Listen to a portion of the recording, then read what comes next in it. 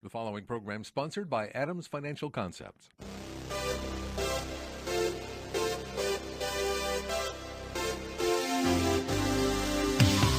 About money, a different approach to investing you won't hear anywhere else. Your host, Mike Adams, is a registered investment advisor and works with investment portfolios exceeding over $100,000 in net worth, and has a proven track record of managing long-term investments surpassing the markets in the long term. The information shared on the following program is for educational purposes only, and any investment advice given may not be suitable for all investors. And now, here's Mike. It is time to talk about money. We are coming to you live right now, and we've got a lot of things to cover, a lot of things going on that are going to affect the market one way or another. I'm going to talk next week about my projections for 2018. This week, I want to review some of the things that are going on and lay the groundwork for that. I've got a great guest today who's got a tremendous story to tell. But this is the time of year when the magazines, when the TV comes out, talking about what stocks to own, what stocks to avoid, what mutual funds to own, what to avoid, what changes to make, how to change asset allocation, all those things, the changes that you need to make going into 2018. It's the time of year. It always happens. And I always have essentially the same program and the same things to say. But I'm going to say them again because once we get some of the repetition, we continue on my side to repeat as well. But that's coming later in the program when I want to talk about that. The big news is the passing of the tax cut bill. Not passed completely yet. It hasn't been signed off. You know, the way these things are put together is we send a lot of representatives and senators to Washington. They're not experts in taxes. They're not experts in foreign policy. They're not experts in healthcare. They're not experts in a lot of things that they have to deal with. And so a lot of what is done, the laws that are written primarily by lobbyists who write a lot of the bills, send them to and deal with the representatives or the senators, and those things get put into law. And in the tax bill, there have been some unintended consequences. The tax bill's been passed, hasn't been signed, and the reason is some of those unintended consequences is if the president would sign that bill today, they would cut off a number of Medicaid payments. There's a number of issues with the tax bill that are unintended consequences that people didn't realize until somebody started reading, and it was probably staffers that read the bill and realized there's some problems. So what happens now is the House or the Senate or both will make some changes. It'll be a small bill that will make those little changes.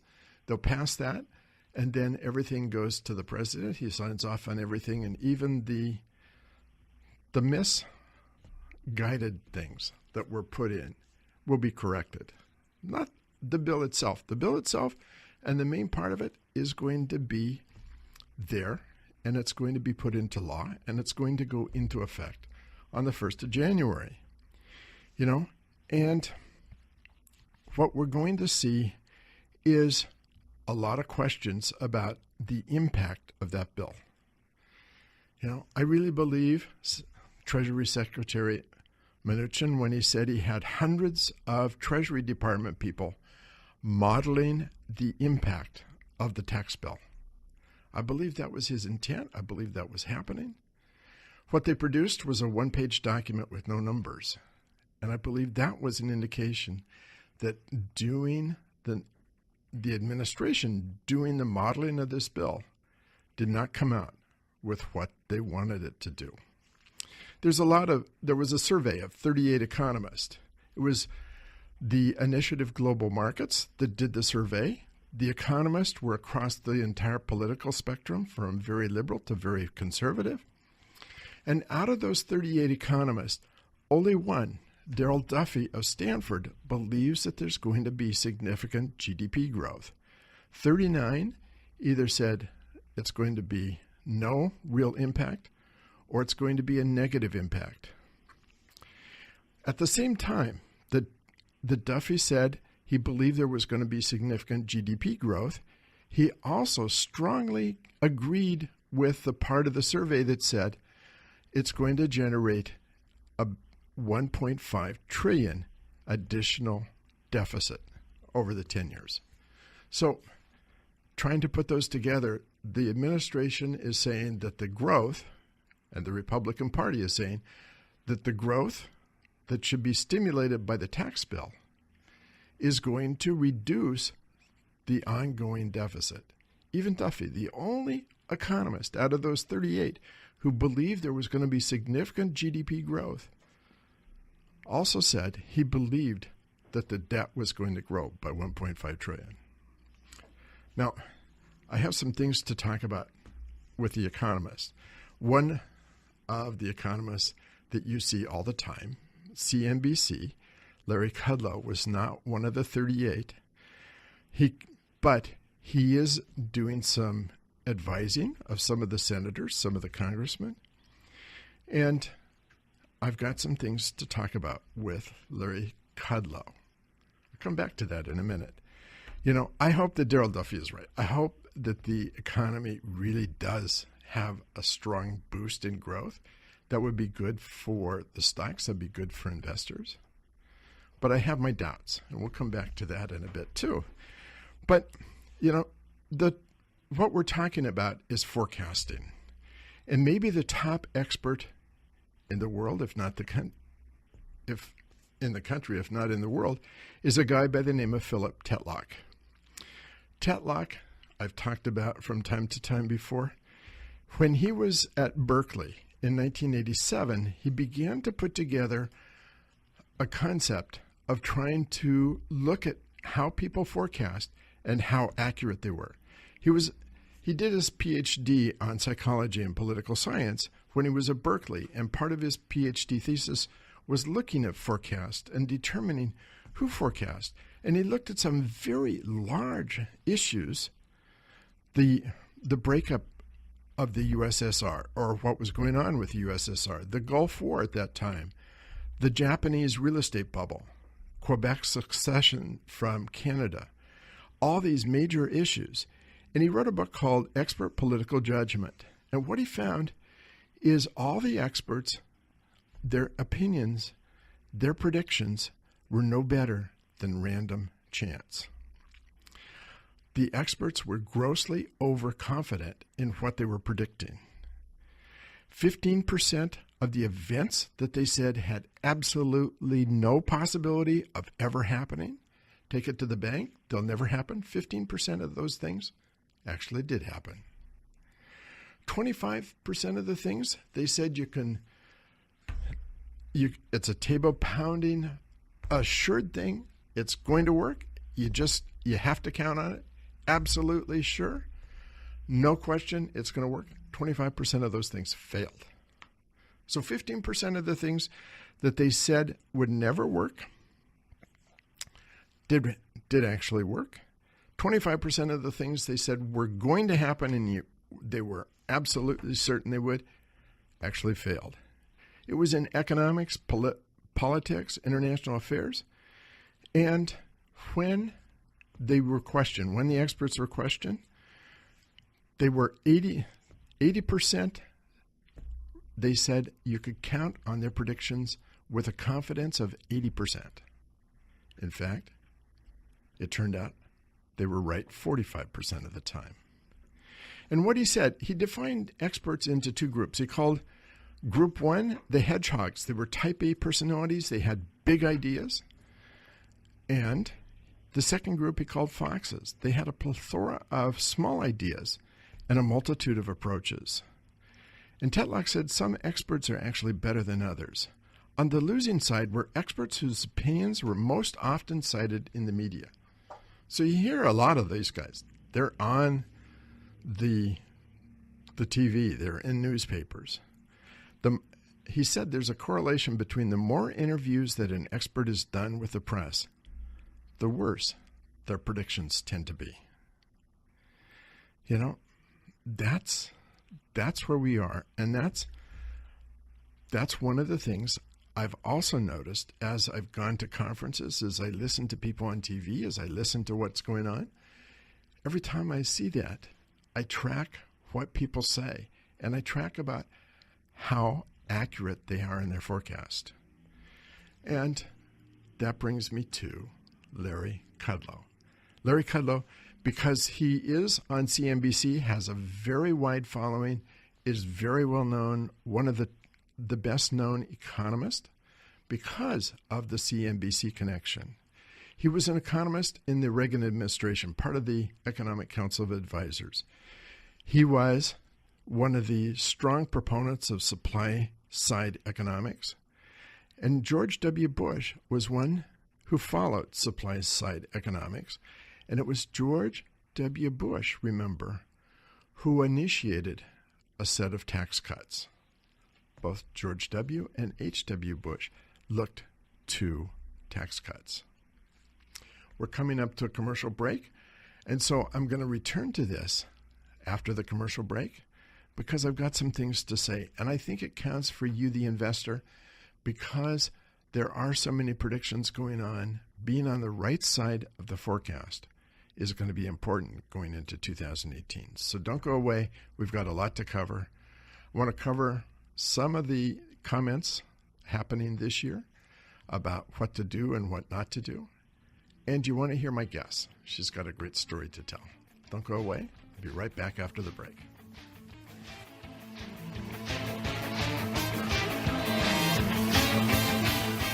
About Money with Mike Adams will resume in a moment on Business Radio 1300 KKOL. For more information, click on adamsfinancialconcepts.com.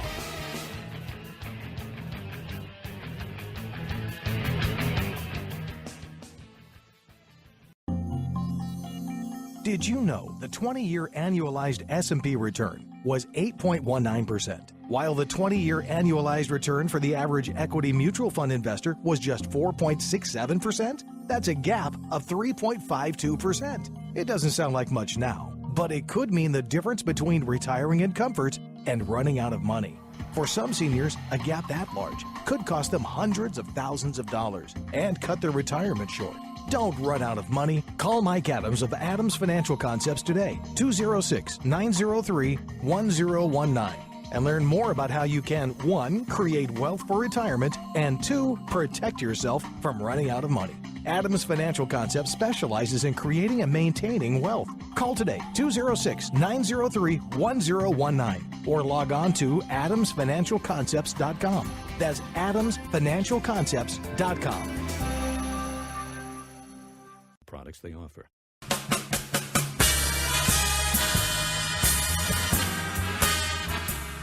We're back with more about money. For details on what you hear on today's show, visit adamsfinancialconcepts.com. Now, here again is Mike Adams. So I've been talking about forecasting, and almost all the program today is going to be about forecasting because that's the business that I'm in. You know, you pick stocks, you pick bonds, you're forecasting what's going to happen with that. You look at the economy, you're forecasting what's going to go on. So forecasting is an important part of my job. It's an important part of every financial advisor's job. And I started and laid out some groundwork with Philip Tetlock, who is probably the world's best expert on forecasting. Divides people into hedgehogs, who are type A personalities, big ideas, and foxes, who have a plethora of small ideas and multiple approaches. And then I started talking about Larry Kudlow, who is one of the best known. He was not part of the survey of 38 top economists, but he's certainly maybe one of the best known economists. CNBC, he's on there almost every day. An economist during the Reagan administration, supply side economics. When George H.W. Bush instituted the tax cuts, you know, Larry Kudlow was really disappointed when he compared what Bill Clinton did to what Bush did. Bush Jr., second Bush. He felt that Bill Clinton's tax hike was the wrong way to go, that it should be a tax cut. And Kudlow has said that the Bush tax cuts the second Bush tax cuts were going to lead to an economic boom. He held firm in his prediction, even after the tax cuts began to grow the deficit and the economy sagged and didn't do much. Kudlow continued to hold firm. He had this huge idea, this big idea, that the tax cuts should give a boom to the economy, and he held that. In December of 2007, Kudlow came out and wrote and said on TV, there's no recession. In fact, we're going to enter the 7th year of the Bush boom. You know, the tax cuts had been passed 7 years before, and Kudlow was predicting we were just entering the 7th year of the Bush booms. From 2007 to 2009, he did not change, did not budge his opinion. And you listen to him on CNBC, he was convinced that was the way. The most famous line he ever uttered, and he wrote it down as well, in 2008, in April of 2008, he said, we're in a mental recession. There's not an actual recession. We're in a mental recession. And he continued to say that right up until September of 2008, when Lehman Brothers filed for bankruptcy. We're in a mental recession, not an actual recession. It was a mindset. That is how he looked at things, and don't bother me with facts. It was one big idea. You know, when I have an idea and I talk about the super cycle, I talk about Dow 100,000, I talk about this boom ending, this bull market ending with an inflationary time period. I don't want my big ideas to be so set that they're not justified with the facts. When the facts begin to change, I will change my mind. When you listen to most economists will give you this idea, this is my prediction, but on the other hand, Harry Truman was famous for saying, I would really like to have one-handed economist. And what he meant by that is he didn't like when economists said, on the other hand, because it was hedging their bets. But you know, it makes sense to do that. If you look at the tax cuts that Reagan had, and which were some of those tax cuts that have been discussed with this latest tax bill, you know, they cited the fact that jobs increased and the GDP significantly increased. They talked about the Reagan tax cuts as being responsible for that. And the Republicans used the figures 14 million people went to work because of the Reagan tax cuts. Well, you know, if you look at 14 million, that was from 1981 to 1987, and the tax cuts didn't actually get put into effect until 1982. So already they're counting a year before the tax cuts happened. 3.5 million of those jobs took place prior to the tax cuts. But also remember, there was a recession when Reagan took office. The unemployment rate in 1982, when they made the tax cuts, the unemployment rate was 10.8%. 10.8. Remember, in the Great Recession, in October of 2009, we reached 10.2. So at the time Reagan took those tax cuts, the unemployment number was 10.8. More unemployed people, percentage-wise, in 1982 than there were in 2009. Unemployment got down to 6.2% in 1987 as the economy began to turn around and run. And you know what was happening. From August of 1982, when the Dow was at 1,000, it reached 10,000 in 2000. The economy, we were in a expansionary time when the stock market went up, when the economy was doing well. It was a lot the economy. It was not just the tax cuts. How much is due to the tax cuts and how much is due to the recovery? I have no idea.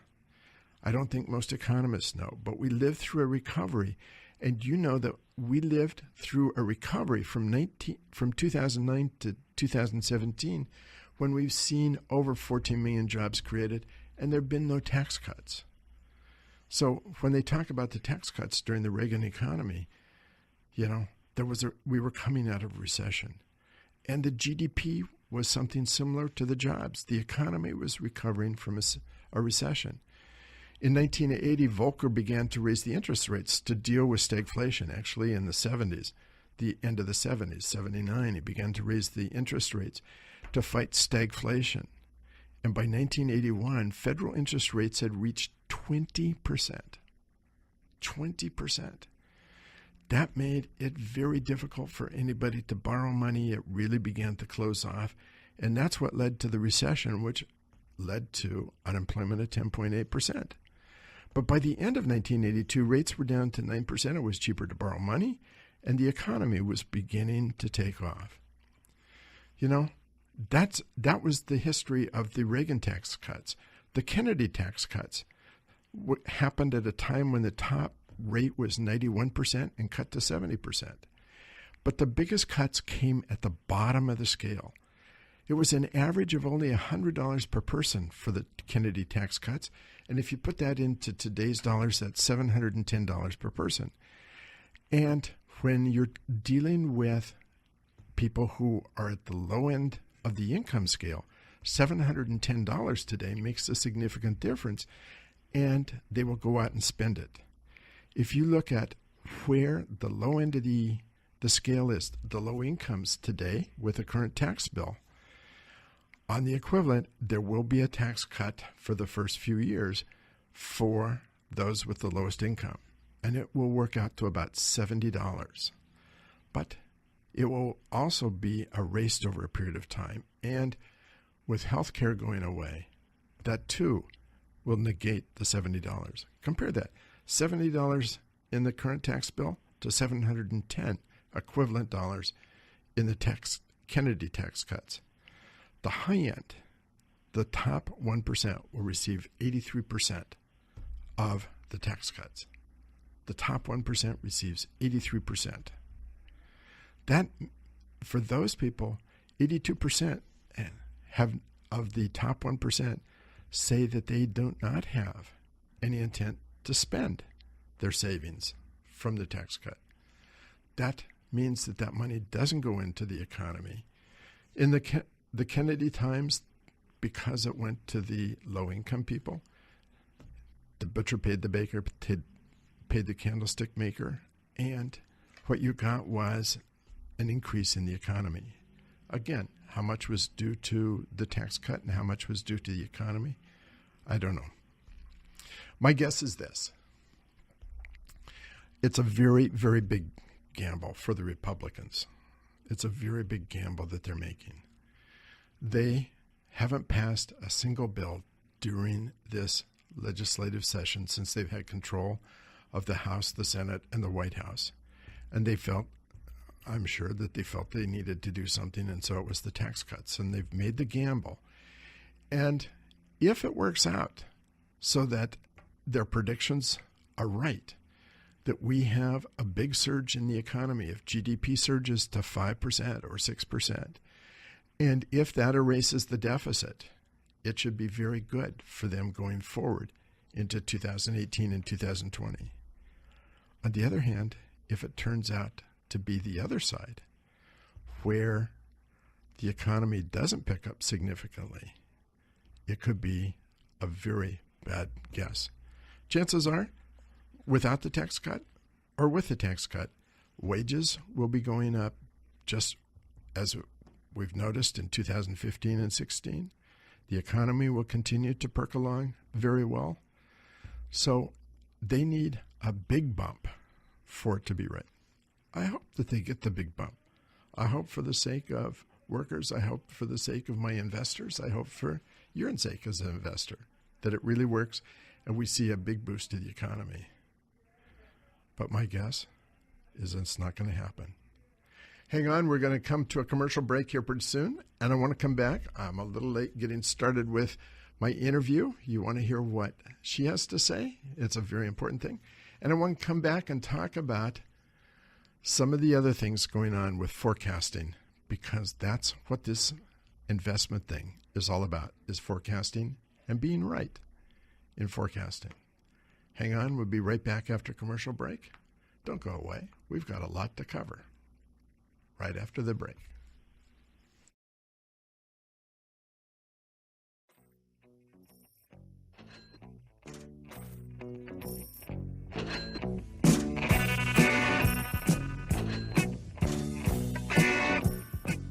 More About Money coming up with Mike Adams on Business Radio 1300 KKOL.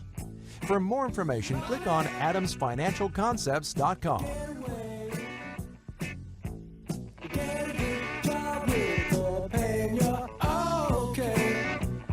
Creating and maintaining wealth has been the specialty of Adams Financial Concepts for over 20 years. Every portfolio managed by Adams Financial Concepts is customized to fit each particular client's objectives and risk tolerance. The client's interest always comes first in portfolio decisions. Call Mike Adams today at 206-903-1019 or log on to adamsfinancialconcepts.com to check out their AFC performance. They welcome your review. That's adamsfinancialconcepts.com.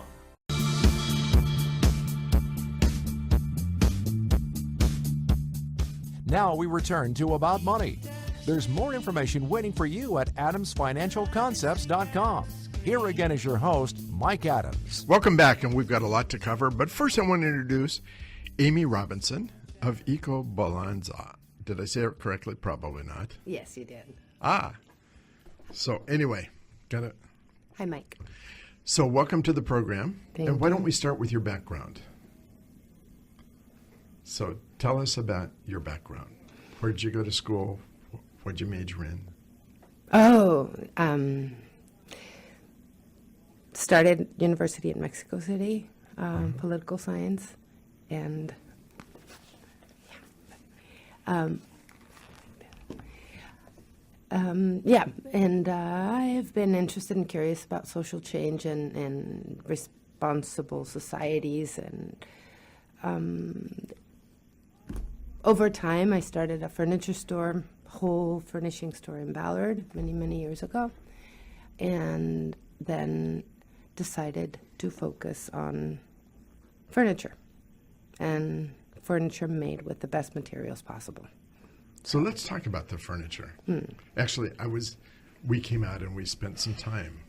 Yes, you did. In your shop. I was very, very impressed. So let's talk about that. Tell us about making furniture and what materials you use. Well, part of what I wanted to do and why I started making the furniture was to be able to make the furniture industry is a very toxic industry, from the materials that are used and the production of the materials that can be detrimental to the environment, to the impact on the health of people that have the furniture in their homes. So my goal was to be able to create a furniture that was made with materials that had a positive impact or not a negative impact on the environment, that was super clean, and that also in terms of the products that you bring into your house are not going to emit toxic gases, and they're going to contribute to just well-being in the house. So let's talk about a couch. You make couches. Yeah. You make pretty special couches. I saw what you do. So let's talk about some of the materials that go into the couch. Where do you source? How do you source? And what different types of materials? As we talked about during your visit, I love materials. I love to know where they come from, who makes them, and I love natural materials. So our sofas are made with, almost all the materials are natural, certified, organic, and just clean, zero VOC, formaldehyde free. It's just like clean, natural. And to me, natural is, in the case of sofas, is the best way to go. So we use FSC certified wood. What is FCC? Forest, no, the FSC is the other one. FSC is a Forest Stewardship Council, and it makes sure that there's no clear cutting and looks at the environmental and social impact of wood harvesting, so we don't destroy the planet and the people on it. So that's one type of wood, the wood that we use. And then I use a variety of wools, and I love wool. It's a natural flame retardant. It's a material that lends itself to be nice batting. We use 5 different types because there's so many different breeds of sheep, so there's different applications and different ways in which it can be processed. So I sought all these different types of wool so that we could make the perfect sofa with the shaping and the different aspects of it that I needed to do. So tell us, you say there's different sheep. Give us some insight into what type of sheep. Well, like I showed you there. So in terms of the materials that we use the certified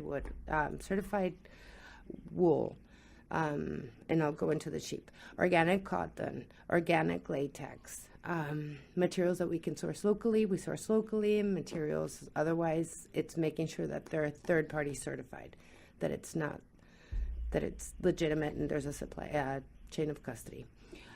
With the wool, that's one of my wools that I use. I get from local farms, which is super exciting. And it's for one specific application within the sofa.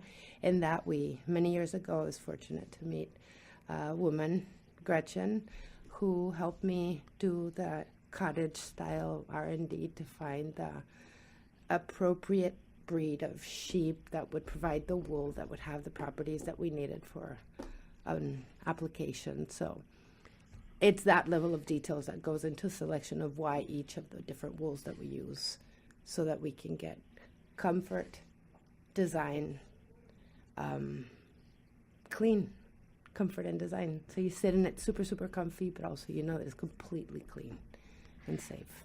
And they're custom made. Yeah, they're made to order. So if someone has a special length they need, a special curvature, you can produce that. Yeah. And what I like to do when I build a sofa for somebody, it's to make sure that it actually fits the measurements of the person, the lifestyle, the application. So if you're too tall, too short, if you like to crawl onto your sofa, if you like to sit with the back supported. So it's designing for the person. So the whole idea is that you actually focus and get the piece that you want, and then you have it for a lifetime. And so we use, in combination with the materials, we use traditional techniques to be able to have it be a piece like the old furniture from last century that's still around because it's well made and it's beautiful, and you don't throw it away. You just restore it, you change it a little bit, and as opposed to furniture that's made with plywood, formaldehydes that just ends up in the landfill, and plastics. So one of the things that I was impressed with when we were there a couple of days ago and sitting, you had us sit on a couple different couches, and one was shorter than the other, and you talked about if someone is short, then and want their feet on the ground, it will have a different height, or someone is really tall. If someone likes to cuddle up on the couch, it's a different design. If someone needs a real back support, so that each couch is designed to the individual person. And so at the ergonomic level and also at the materials level. So most of the people, if you were to ask me who are the people that are interested, or most of the people that we get inquiries and that work with us are people who have young children and they want to be on the preventative side of things and want to make sure that they're not unnecessarily exposed to nasty toxics, or people who have chemical sensitivities. Well, actually 3 types. People who have chemical sensitivities or specific sensitivities. So we can adjust the combination of techniques. We can adjust the use of material. Some people are sensitive to latex. Some people are sensitive to wool.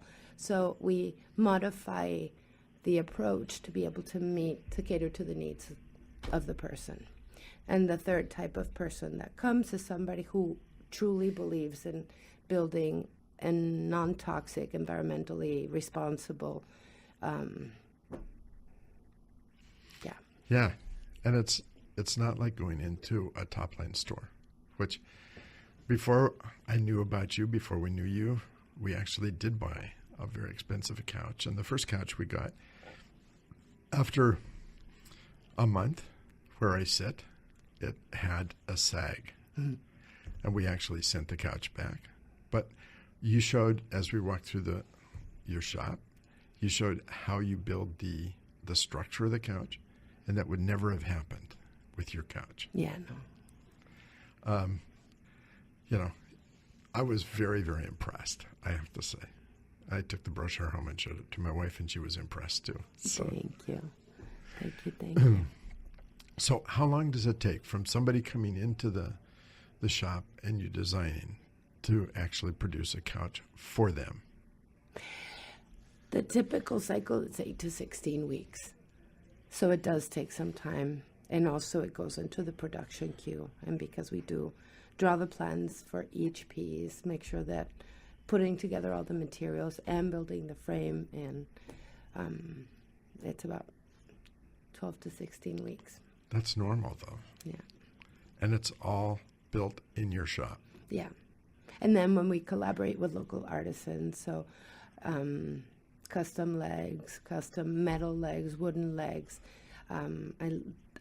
I love, like we talked about, I love to work with people that are small businesses, that we create a network of craftsmen and women, and yeah. So how would somebody contact you if they wanted to come see your shop, see the couches, see the chairs? They can go to the website at ecobalanza.com. So spell that. ECOBALANZA, Ecobalanza. Say it again. ECOBALANZA. Perfect. And yeah, via email, set up an appointment so we can show you around, and Telephone? we'd love to meet you. 206-545-4405. And the name of the company once more time. Thank you. Ecobalanza. It's really impressive to see. It's impressive what they're doing. And the prices are very competitive, I have to say.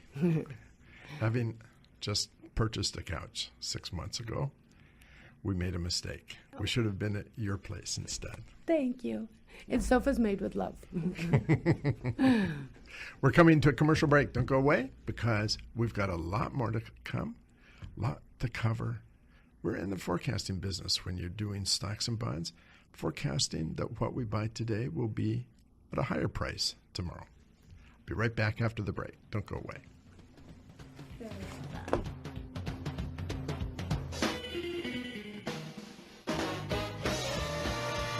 Stay tuned. About Money returns in a moment with Mike Adams here on Business Radio 1300 KKOL. For more information, click on adamsfinancialconcepts.com.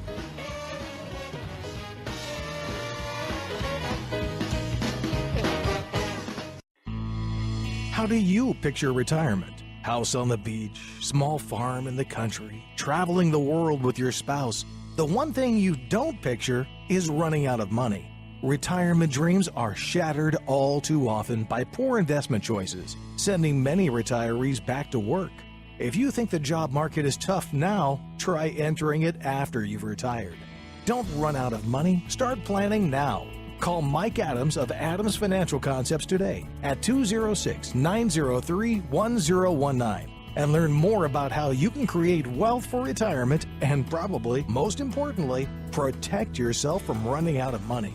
Adams Financial Concepts specializes in creating and maintaining wealth. Call today, 206-903-1019, or log on to adamsfinancialconcepts.com. That's adamsfinancialconcepts.com.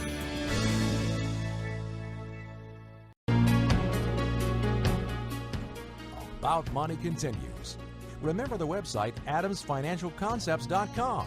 Here's Mike. So I want to finish up talking about what's going on. Next week, I'm going to talk about my predictions and my thoughts for 2018. But this is the time of year in which the TV, the magazines are all predicting what mutual funds to own, what stocks to own, what not to own, what not to buy. I do this every year because I believe that that's an ongoing process, what to own, what not to own. I begin the process in September for my client accounts to look at what's down and what we should do for tax loss selling.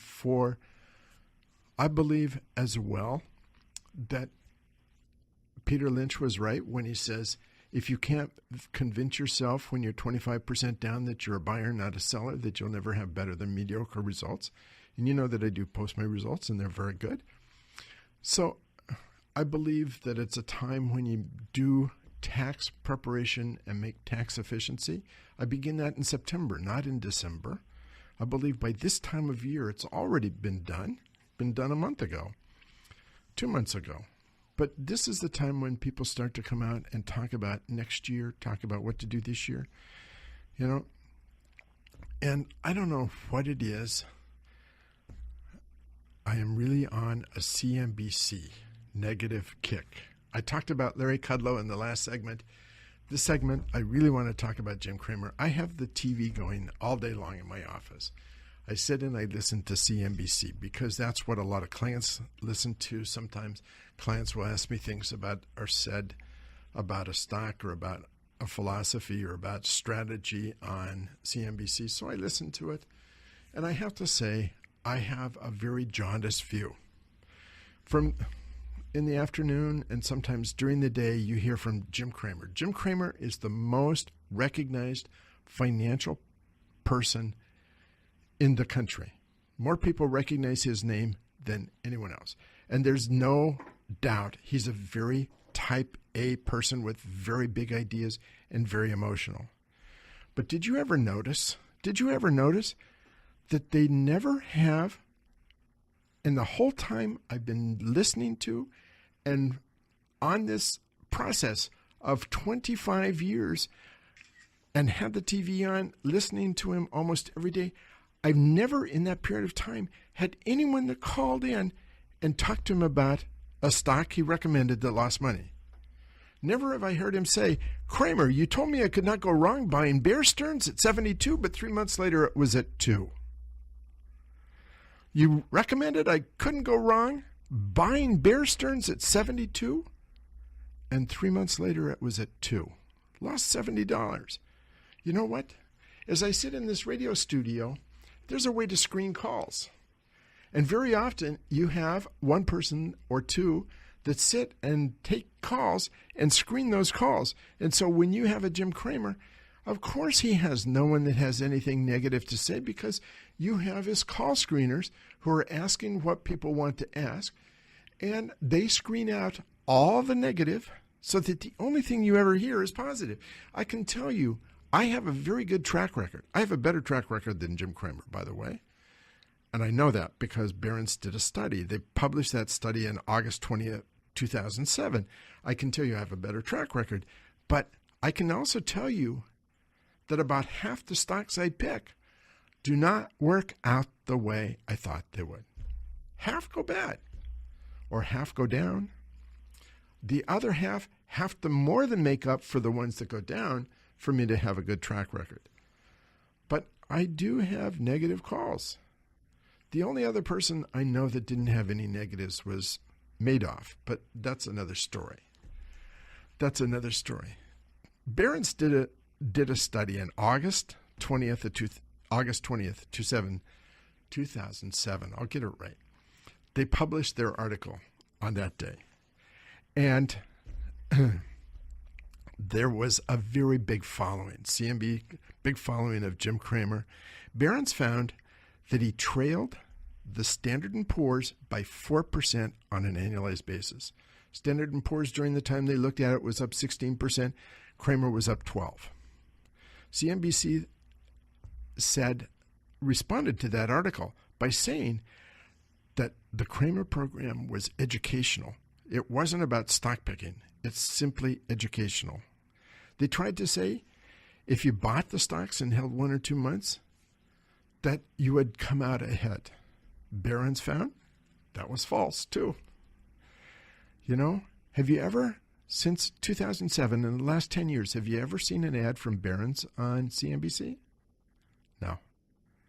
Barron's has been blocked from ever doing an ad on CNBC because of the story they did on Cramer.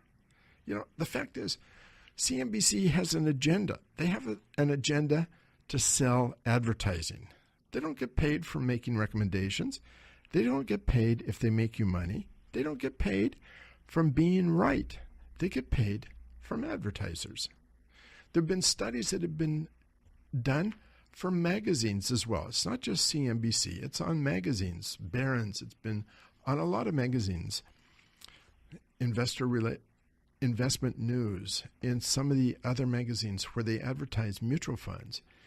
And they find that those mutual funds that advertise tend to get greater support and tend to get more recommendations than those that don't advertise. So the point of this is to say those people have an agenda, and their agenda is not to make great recommendations. Their agenda is to sell advertising. So do you review the track record of who you're looking at? CNB sounds like advice, and to some extent it is, but it's really not their business. Their business is advertising. You know, the financial firms, the big ones, you know, the fact is when we went through 2007 and 2008, most of the big firms had to be bailed out.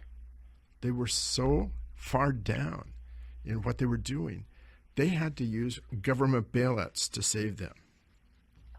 This is coming up to a time of year when many investors are going to meet with the financial advisors.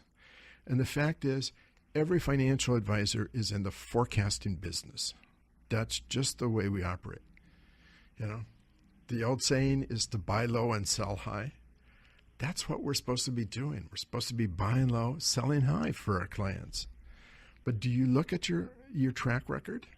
Do you really compare your track record to what's going on in the Standard & Poor's 500 on the stocks or on the bond benchmarks, the Barclays?